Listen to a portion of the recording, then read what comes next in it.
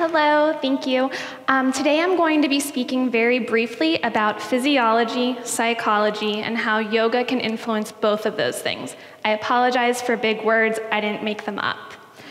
So first of all, let's start with the physiology. Our body is divided into a bunch of different systems, and these cover everything that our body does.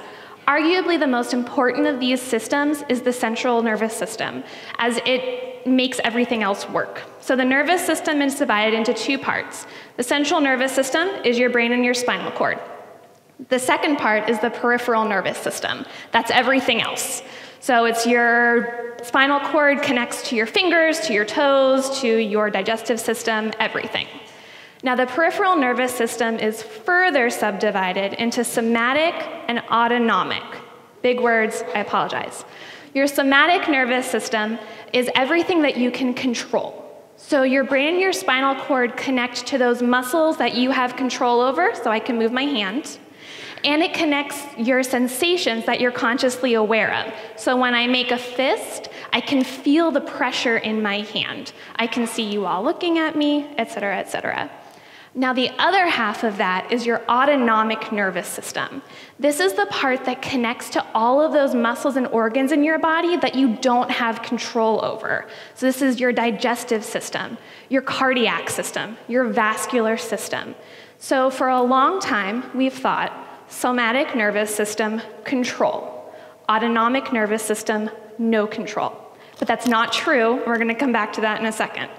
So the autonomic nervous system is then further subdivided into your sympathetic and parasympathetic nervous systems. Again, I don't know why these words are so similar and so confusing, but your sympathetic nervous system is like a vinyasa class, right? So you go in and you're going to get energized and you're going to move and you are going to get sweaty and it's going to be great. That's your sympathetic nervous system.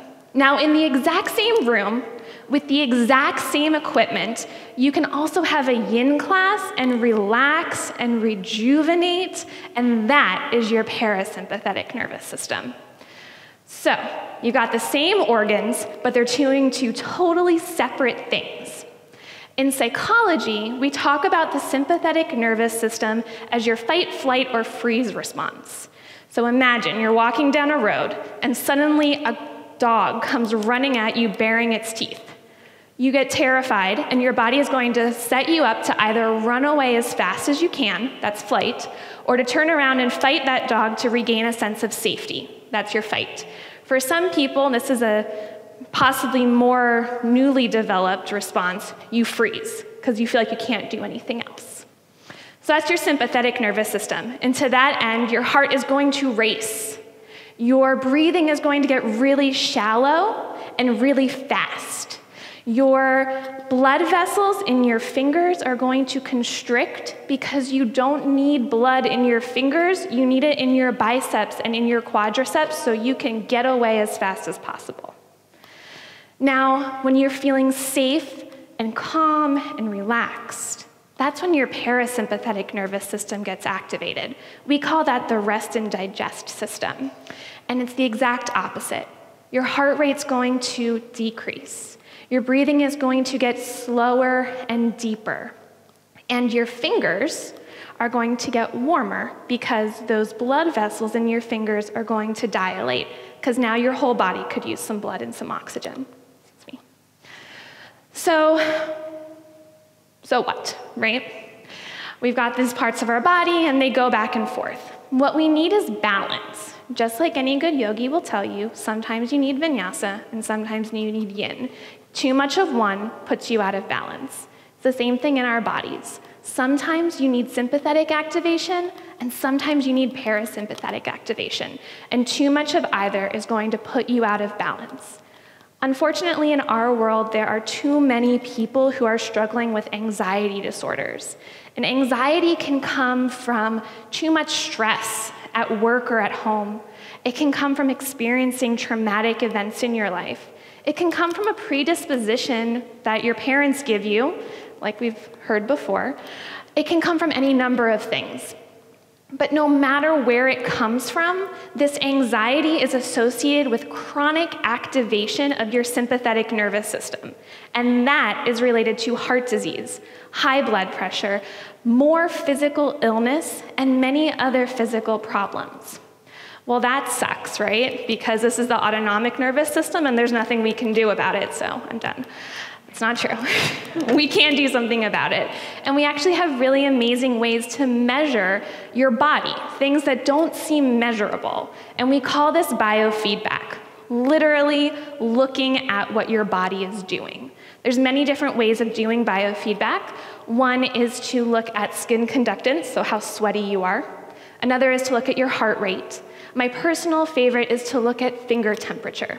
So remember we talked about sympathetic versus parasympathetic and how it affects the blood vessels in your fingers. Well, when your sympathetic nervous system is activated, those blood vessels constrict and your fingers get cold. About 70 to the low 80s is considered a stressed person.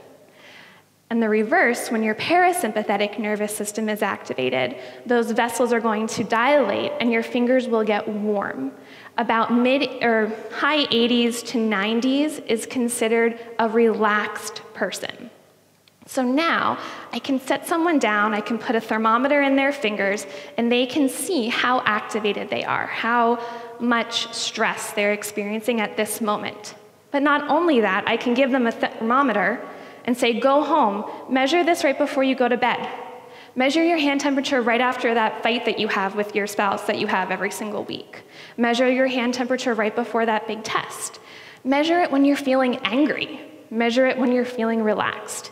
And now we know how stressed someone is throughout their entire life. We know what their body is doing in response to thoughts and emotions and situations. And we can take it one step further than that, and we can teach people to control. So we can use biofeedback in real time to teach people how to decrease sympathetic activation and increase parasympathetic activation. And this is where yoga comes in and why you guys are all amazing. So we have the somatic and the autonomic, right? And those two nervous systems don't normally interconnect, but your breath does. Your breath is autonomic, like we talked about. When your sympathetic nervous system goes up, you breathe faster.